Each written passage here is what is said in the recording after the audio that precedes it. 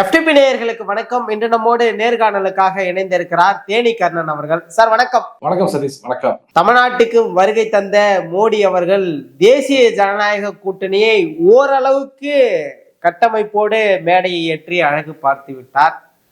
TTV அவர்கள் எடப்பாடியோடு கை கோர்த்து எங்களுக்குள்ள இருந்தது வெறும் பங்காளி சண்டை தான், அம்மாவின் ஆட்சியை மீண்டும் கொண்டு வர நாங்கள் கை கோர்த்து விட்டோம் என்ற அளவுக்கு நேற்று எடப்பாடி டிடிவியை புகழ்ந்து பேசுகிறார். டிடிவி தினகரனும் எடப்பாடியை புகழ்ந்து பேசினார். எப்படி சார் பாக்குறீங்க? இல்ல, அண்ணன் டிடிவி அவர்களுக்கும் அண்ணன் எடப்பாடி பழனிசாமி அவர்களுக்கும் பங்காளி சண்டை தான் இதுவரை நிகழ்ந்தது, இனிமேல் நாங்க சரியாயிட்டோம் அப்படின்னு சொல்றாரு. அப்ப பங்காளி சண்டை தானே நடந்திருக்கு. அப்புறம் ஏன் இந்த அமமுக என்ற ஒரு இயக்கம் இருக்கணும்? அதை களைச்சிட்டு போய் அங்காளி பங்காளியா ஒண்ணு சேர்ந்துட வேண்டியதானே? அதுதான் பங்காளி சண்டை. இங்களுக்குள்ள பங்காளி சண்டை நிறைவு பெற்றது. இனி நாங்க நல்லா இருப்போம், அம்மாவின் ஆட்சி கொண்டு வர போறோம், நாங்களும் அம்மாவின் பிள்ளைகள் அப்படின்னு ரெண்டு பேருமே மாத்தி மாத்தி சொல்லிக்கிறாங்க. அப்புறம் என்ன, அமமுக மறுபடியும் தனியாவே இந்திய கூட்டணியில் நினைக்குது. இப்ப கட்சிக்காரங்க அதான் நினைக்கிறாங்க, கடற்கோட்டுக்க தொண்டை என்ன நினைக்கிறாங்க, கட்சி ஒன்றுபட வேண்டும், கட்சி ஒன்று சேரணும் அப்படின்னு. இப்ப அமமுக என்ற ஒரு இயக்கம் தனியாவே போய் எங்க என்டிஏ கூட்டணியில் இணைஞ்சிருக்கு. அதுக்கு எடப்பாடி பழனிசாமி வரவேற்கிறார், இவர் அவரை வரவேற்கிறாரு. அப்புறம் என்ன பங்காளி சண்டை? பங்காளி சண்டை சொல்றதுக்கு அர்த்தமே கிடையாது. ஒரு விஷயம் நான் என்ன சொல்ல வரேன்னா, என்னைய காட்டிலையும் 100 மடங்கு அதிகமா எடப்பாடி பழனிசாமி விமர்சனம் பண்ண ஒரு மனுஷன் அப்படின்னா அது டிடிவி தினகரன் தான். அதுல எந்த மாற்றம் இல்லை. அப்ப எந்த மனச்சாட்சி, என்ன எந்த மனச்சாட்சி இருக்கான்னு தெரியல இவர்களுக்கெல்லாம். இயக்கம் எதற்காக ஆரம்பிக்கப்பட்டது? அம்மா மக்கள் முன்னேற்ற கழகம் என்ற ஒரு இயக்கம் ஆரம்பிக்கப்பட்டது. என்ன கொள்கை?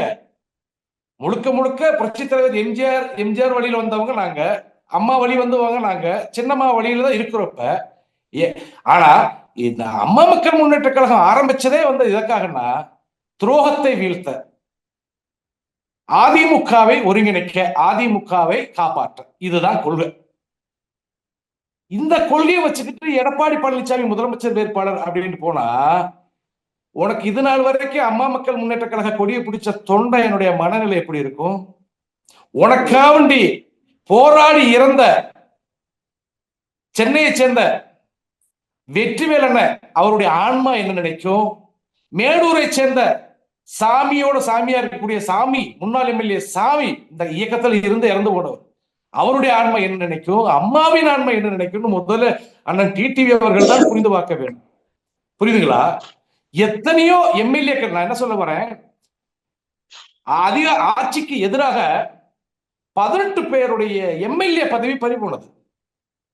ஆனா இவர் மட்டும் எம்எல்ஏ போய் உள்ள இருக்கிறார். அன்னைக்கே நினைச்சேன், 18 பேரை காவு வாங்கிட்டு நீங்க வாழ்றீங்களே சட்டமன்றத்துக்குள்ள நினைச்சேன் நான். அன்று தொட்டு இன்று வரைக்கும் நான் திரு டிடிவி தினகரன் அவர் என்ன செய்கிறாரோ ஒவ்வொரு மூவ்மெண்ட்டையும் நான் வெளி சொல்வேன் நான். ஏன்னா தொண்டர்களை 8 வருஷமா அலக்கழிச்சிட்டாரு, நிர்வாகிகள் அலக்கழிச்சிட்டாரு. இன்னைக்கு ஒரு வழியும் கிடையாது. எங்க அண்ணன் எடப்பாடி பழனிசாமி, நாங்க அடிச்சுக்குவோம், கூடிக்கிறோம், மாறி மாறி செருப்பு கொண்டு அடிச்சுக்கிறோம், மாறி மாறி என்ன வேணாலும் பேசிக்குவோங்க, ஆனா லாஸ்ட்ல நாங்க பங்காளிங்க அப்படின்னு சொல்றாரு. இது அவங்க சொல்றதுக்கு வேண்டாம், 4 அல்லக்கையில் கை தட்டலாம். ஆனா அதான் சொல்ல வரேன், இந்த அடிமட்ட தொண்டன் இருக்கான் பாருங்க, அவன் நெஞ்சறிஞ்சு பேசுறான், வகுறறிஞ்சு பேசுறான். தேர்தல் வரப்போது, வாங்கடா உங்களுக்கு நாங்க வேற எது செய்ய முடியாது, இந்த தேர்தல்ல நாங்க என்ன மாதிரி உங்களை பழி வாங்குறோம். நீங்க எல்லாம் 8 வருஷமா எங்களை பழி வாங்கிட்டீங்க. எடப்பாடி பழனிசாமியும் தினகரன் சேர்ந்துதான் பழி வாங்கினீங்க. இது யாரும் கம்மியான ஆட்கள் கிடையாது. மல்லுக்கட்ட விட்டீங்க. ஒரு தாய் மக்களை மல்லுக்கட்ட விட்டது யாரு? இங்கிட்டு எடப்பாடி அணியில இருந்து ஒருத்தர் சண்டை ஓடுவான், இங்கிட்டு ஓபிஎஸ் அணியில இருந்து ஒருத்தர் சண்டைக்கு வருவான், இங்கிட்டு டிடிவி. இப்படி அதிமுக தொண்டனை 3ஆ பிரிச்ச அண்ணன் டிடிவி, அண்ணன் ஓபிஎஸ், அதே போல அண்ணன் எடப்பாடி பழனிசாமி, இந்த 3 பேரும் சேர்ந்து அதிமுக தொண்டர்கள் ரொம்ப குலைக்கு இருந்தாங்க. இப்போ குழம்பி மன இப்ப தைரியமாயிட்டான். இனி மாப்பிள்ளைகளா உங்களுக்கு நாங்க தேர்தலில் பதிலடி கொடுப்போம், நீங்க வாங்க, உங்க சௌகரியத்துக்கு வேணாண்டுவீங்க, அப்புறம் வருவீங்க, ஒண்ணு சேர்ந்துக்கிருவீங்க. நாங்க தான் ஆரம்பத்தில் நின்ன வரைக்கும் அதான் சொல்றோம், ஒண்ணு சேருங்க. உங்களை எல்லாம் அடையாளப்படுத்தினது யாரு? சின்னம்மாவுங்க. அம்மா இறப்புக்கு பிறகு சின்னம்மாவைத்தான் நாங்களாம் நினைக்கிறோம். அப்ப கட்சியை ஒருங்கிணைக்க வேண்டிய வேலையில் எடப்பாடி பழனிசாமி எள்ளுமானி வேலை பார்க்கல. அம்மா மக்கள் முன்னேற்ற கழகம் ஒரு இயக்கம் நம்மளை அச்சுறுத்திக்கிட்டு இருக்கு. அந்த இயக்கத்தை உள்ள எடுத்து கூட்டணியில் வச்சுக்கிட்டோமாக்க நம்மளுக்கு எந்த ஒரு பிரச்சனையும் இல்லைன்னு அவரு தைரியமா இருக்கிறார். நான் என்ன கேட்கிறேன்னா, அம்மா மக்கள் முன்னேற்ற கழகத்துக்கு வாக்களிக்கக்கூடிய தொண்டர்கள் யாருன்னு நினைச்சீங்க? முழுக்க முழுக்க சின்னம்மா அவர்களுடைய ஆதரவாளர்கள். அப்படின்னா சின்னம்மாவைத்தான் பொதுச்செயலாளர் இன்ன வரைக்கும் எங்களை போல நினைக்கக்கூடிய ஆதரவாளர்களும், அதே போல அண்ணன் ஓபிஎஸோட ஆதரவாளர்களும் தான் இந்த அமமுகவுக்கு வாக்களிக்கிறவங்க. அதனாலதான் போன நாடாளுமன்ற தேர்தலில் திரு டிடிவி தினகரனுக்கு ஒரு பைசா செலவு இல்லாம 3 லட்சத்துக்கு மேற்பட்ட வாக்குகளை வாங்கினார். புரியுதுங்களா உங்களுக்கு? அந்த வாக்காளருடைய மனநிலை இப்ப எப்படி இருக்குன்னு பாருங்க. எடப்பாடிக்கு எதிராக தேனி தொகுதியில 3 லட்சத்துக்கு மேல வாக்களித்த எந்த ஒரு பிரதிபலனும் எதிர்பார்க்காம சொந்தமா சுயமா சிந்திச்சு வாக்களிச்ச அந்த 3 லட்சம் வாக்காளர்களுடைய மனநிலை எப்படி இருக்குன்னு பாருங்க. சார், டிடிவி தினகரன் அவர்களை எடப்பாடி அவர்கள் ஏற்றுக்கொண்டார். ஆனால் ஓபிஎஸ் அவர்களையும் சசிகலா அவர்களையும் ஏற்றுக்கொள்ளாததற்கு காரணம் என்னவா இருக்கும்னு நினைக்கிறீங்க? இல்ல, டிடிவி எங்க ஏத்துக்கிட்டாரு நீங்க நினைக்கிறீங்க? சார், கூட்டணியில இணைச்சுக்கிட்டாங்க, கை கோர்த்துட்டாங்க சார். நான் என்ன கேட்கிறேன்னா, அம்மா மக்கள் முன்னேற்ற கழகம் திமுகவுல இருந்து வரலங்க, அதிமுகவுல இருந்து தொண்டர்களை பிரிச்சு நிர்வாகிகளை பிரிச்சு ஒரு இயக்கம் வளர்க்குறாங்க. அப்ப ஏற்றுக்கொண்டார் அப்படின்னா அவர் இயக்கத்துல டிடிவி தினகரன் மறுபடியும் நீங்க தான் துணை, நான் பொதுச் செயலாளருங்க, வாங்க டிடிவி என்ன, அம்மா சிறைக்கு போகும்போது நீங்க துணை பொதுச் செயலாளர் இருந்தீங்க, நான் நீ பொதுச் செயலாளர், நீங்க துணை பொதுச் செயலாளர் வாங்கன்னு அழைச்சிட்டா உண்மையிலே எடப்பாடி பழனிசாமிக்கு ஒரு பொதுநலம் வந்துருச்சுன்னு அர்த்தம். ஏதோ கூட்டணி கட்சியில 1வது ஆளு 2வது ஆளு அவர் நிக்கிறார். பல கட்சிகள் வரும்னு சொன்னார். அது மாதிரி பல கட்சியில் இவரு ஒருத்தர். அப்படிதான் ஏதோ இந்த ஓட்டுக்காக மேடையில வச்சு 2 பேரும் கை குடிக்கிறாங்க. பின்னாடி முதல்ல கத்திய வச்சுக்கிட்டு, எப்படி இடுப்புல கத்திய வச்சுக்கிட்டு 2 பேரும் கை கொடுக்குறாங்க.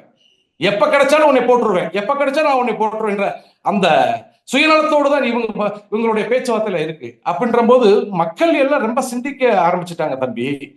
ஏன்னா டிடிவி அவர்கள் கட்சி ஆரம்பிச்ச பிறகும் அதுதான் சொல்ல, ஒரு சாதாரண தொண்டை எந்த அளவுக்கு தன்னுடைய சொந்த பணத்தை செலவு பண்ணுமோ செலவழிச்சு தவிச்சுட்டான். அது அல்லாதது எடப்பாடி பழனிசாமி எதுக்குற, ஓபிஎஸ் எதுக்குன்னு எதிர்த்து அவங்க அதிகாரத்தில் இருக்கும்போது வழக்குகள் இன்னும் வளர்க்க முடியாம இருக்கு. ஒவ்வொருத்தருக்கும் 4 வழக்கு 5 வழக்கு. அப்படி ஒவ்வொரு தொண்டர்களுடைய அந்த நிலைமைகளை பார்க்கிற போது இன்னைக்கு பாருங்க, எனக்கே 2 வழக்கு ஓடிட்டு இருக்கு ஆண்டிவட்டியில. எனக்கே 2 வழக்கு. எடப்பாடி பழனிசாமி நான் அவதூறா பேசினேன், அவரை கொலை மிரட்டல் விட்டுன்னு வழக்கு ஒண்ணு ஓடிட்டு இருக்கு. அப்படின்ற போது இன்னைக்கு போய் எடப்பாடி பழனிசாமி எங்க நல்லவர் வல்லவர் நீங்க சொல்ல முடியுமா? ஒரு காலகட்டத்திலும் ஏத்துக்கிற முடியாது. ஏன்னா மேல்மட்ட தலைவர்கள் வேண்டாம், நிறமாறி பேசலாம் தேர்தல் ஆதாயத்திற்காக. ஆனா அடிமட்ட தொண்டை, ஆணிவேரா இருக்கக்கூடிய அதிமுகவின் அடிமட்ட தொண்டை ஒரு காலகட்டத்தில் நிறமாற மாட்டான் என்பதை வரக்கூடிய தேர்தலில் இவர்களுக்கு பதிலடி கொடுப்பார்கள். 2021 தேர்தல்ல டிடிவி அவர்கள் எடுத்த வாக்கு சதவீதத்தோடு சேர்த்து பார்த்தால் அதிமுக இன்றைக்கு 44% வாக்கு சதவீதத்தை தன் கைவசம் வச்சிருக்காங்க. இது வெற்றி பெறுவதற்கு சாத்தியமான ஒன்று தானே. இங்க எங்க சார் சசிகலாவுடைய தேவையோ ஓபிஎஸோட தேவையோ, இங்க அவங்களுக்கான தேவை இல்லை அப்படின்னு நம்ம புரிஞ்சுக்கலாம்ல. இல்ல, ஒரு விஷயம், 2021 அமமுகவுக்கு யார் வாக்களிச்சா? அதிமுக தொண்டன் தானுங்க. சின்னம்மாவுடைய ஆதரவாளரான எங்களை போன்ற லட்சக்கணக்கான தொண்டர்கள் தானே வாக்களிச்சாங்க. ஓபிஎஸ்க்கு ஆதரவான இதே நாடாளுமன்ற தேர்தலில் 3 லட்சம் ஓட்டு எப்படி விழுந்துச்சு தேனி மாவட்டத்துல? தேனி தொகுதியில் 3 லட்சம் ஓட்டு எப்படி விழுந்துச்சு? அது அமமுகவுடைய நிர்வாகிகள் எல்லாம் போட்டு எடுத்துக்கிட்டாங்களா? இல்லையே. ஒட்டுமொத்தம் எடப்பாடி எதிர்ப்பு வாக்கு, அதிமுக காரங்க எடப்பாடி எதிர்ப்பு வாக்கு தான் விழுந்துச்சு. அந்த எடப்பாடி பழனிசாமியோட எதிர்ப்பு வாக்கு தான் 2021 கிடைச்ச குறிப்பிட்ட சதவீத வாக்குகள். யாருக்கு? திரு டிடிவி தினகரன் அவர்களுக்கு. ஆனா இப்ப கிடைக்கும் அந்த வாக்குகள் நீங்க சொல்லுங்க பாப்போம். வாய்ப்பு இருக்கும்ல சார், பிரிந்த ஓட்டுகளை ஒன்று சேர்ப்பதற்கான ஒரு வழிய டிடிவி இருக்க மாட்டாரா? இல்ல, நான் சதீஷ் நீங்க ஒண்ணு புரிஞ்சுக்கங்க, நாங்களும் ஒன்று சேர்க்கத்தாங்க சொல்றோம். சின்னம்மா என்ன தொடர்ச்சியா என்ன வலியுறுத்துறாங்க? தீய சக்தி திமுகவை அழிக்க வேண்டும் என்றால் பிளவுபட்டு கிடக்கக்கூடிய அத்துணை தலைவர்கள் ஒன்று சேர்ந்து ஓர் அணியில் நின்று, அப்படின்னா ஒரு குடும்பம். நம்ம இன்னைக்கு சண்டை போட்டு விலகி நிக்கிறோம், மறுபடியும் அந்த குடும்பம் ஒன்னா சேர்ந்து உட்காரணும், ஒரு கொள்கையோ தலைமையின் கீழே பயணிக்கணும். அம்மா மக்கள் முன்னேற்ற கழகம்னா அவர் கட்சியை உடைச்சிட்டு போய் எடப்பாடி அணியில சேர்ந்துட்டாரா? சேர்ந்திருந்தாத்தான் தொண்டை கூட சரி விடு கட்சியோட இணைஞ்சிட்டாரு கூட சொல்லுவாங்க. இன்னைக்கு பாருங்க, எடப்பாடி மனசுக்குள்ள வச்சுக்கிட்டு வெளியில பேசுறாரு, சகோதரர் அப்படின்னு பேசுறாரு, எங்களுக்குள்ள பிரச்சனை இல்லை. ஆனா பிரச்சனை இங்க இருக்கு. அதே மாதிரி எடப்பாடிக்கு பின்னாடி உட்கார்ந்திருக்காரு KP முனியசாமி, அதுக்கு அடுத்தபடியா முன்னாள் சட்டத்துறை அமைச்சர் CV சண்முகம், அதுக்கு முன்னாள் மீனவத்துறை அமைச்சர் ஜெயக்குமார், இவங்கெல்லாம் தேர்தல் களத்துல போய் அம்மா மக்கள் முன்னேற்ற கழகத்துக்கு எத்தனை சீட் ஒதுக்குறாங்க அத்தனை இடத்துலயும் போய் பிரச்சாரம் பண்ணிடுவாங்கன்னு நீங்க நினைக்கிறீங்க? ஒரு காலத்தில் நடக்காது. உள்ளடி வேலை தான் நடக்கும். ஆகவே தேசிய ஜனநாயக கூட்டணியில் இருக்கக்கூடிய அத்தனை தலைவர்களுக்கும் நான் ஒண்ணு சொல்ல விரும்புறேன். மக்கள் உங்களை வெறுத்திருக்கிறார்கள்.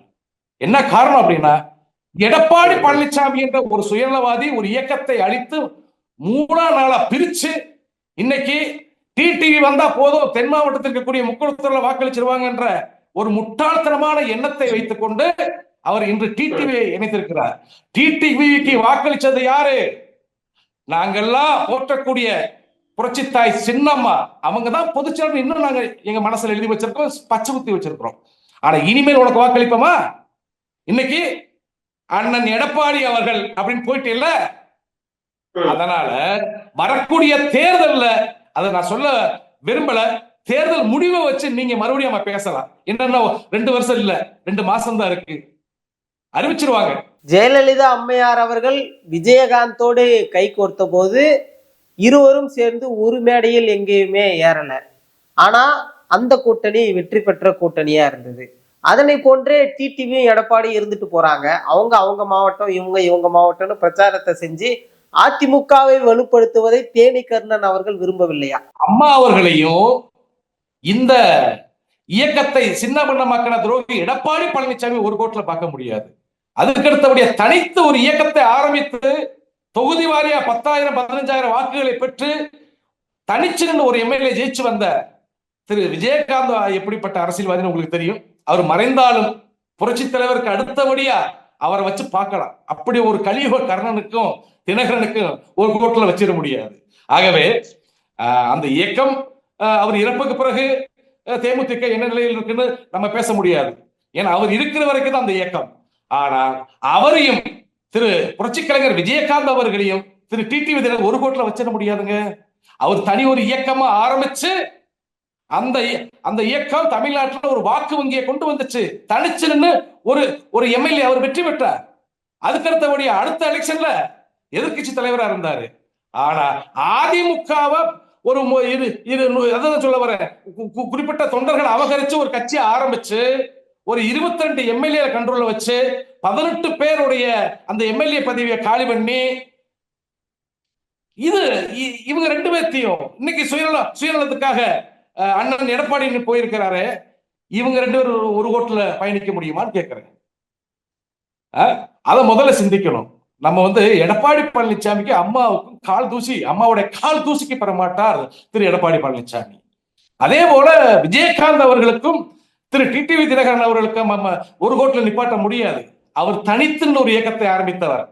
இவர் அதிமுக உடைச்சு வெளியில ஒரு இயக்கத்தை ஃபார்ம் பண்ணிக்கிட்டு இன்னைக்கு அன்னைக்கு ஆதரவு கொடுத்த அத்தனை பேத்தையும் புறந்தள்ளி விட்டுட்டு இன்னைக்கு எனக்கு ஒரு பதவி கிடைச்சா போதும் அப்படின்னு, எனக்கு பாதுகாப்பு இருந்தா போதும், அந்த நிலைப்பாடை எடுத்து இன்னைக்கு துரோகியோடு கை கொடுத்திருக்கிறார். இவரும் மாபெரும் துரோகிதான். தமிழகத்திற்கு இன்று தேவையானது டபுள் என்ஜின் சர்க்கார் என்று மோடி அவர்கள் பேசியிருக்கிறாரு.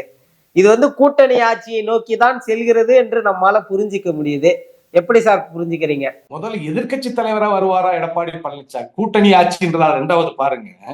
முதல்ல எதிர்கட்சி தலைவரா இந்த அதிமுகவுக்கு நான் தான் பொதுச்செயலாளர் சொல்லிக்கிட்டு கூட்டணியோட மாநில தலைவர் தமிழக தலைவர் எடப்பாடி பழனிசாமி அடுத்த முறை வரக்கூடிய தேர்தலில் எதிர்கட்சி தலைவரா அவரை உட்கார விட்டுருவாங்களா பிஜேபி காரங்க?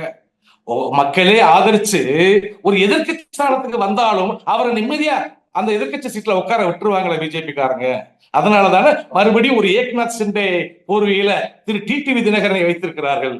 அப்படின்ற போது ஆனா எங்களை எல்லாம் புறந்தள்ளிட்டு சின்னம்மா அவர்களை யாருன்னு தெரியாது, ஓபிஎஸ் அவர்களை யாருன்னு தெரியாது, போனவன் போகட்டும் அப்படின்ற அந்த நினைப்போடு அந்த விஷயத்தை அவங்க அப்படி அந்த மாதிரி கொண்டு போய் தேர்தலை சந்திச்சா கண்டிப்பா எதிர்கட்சி தலைவரை கூட ஆக முடியாது.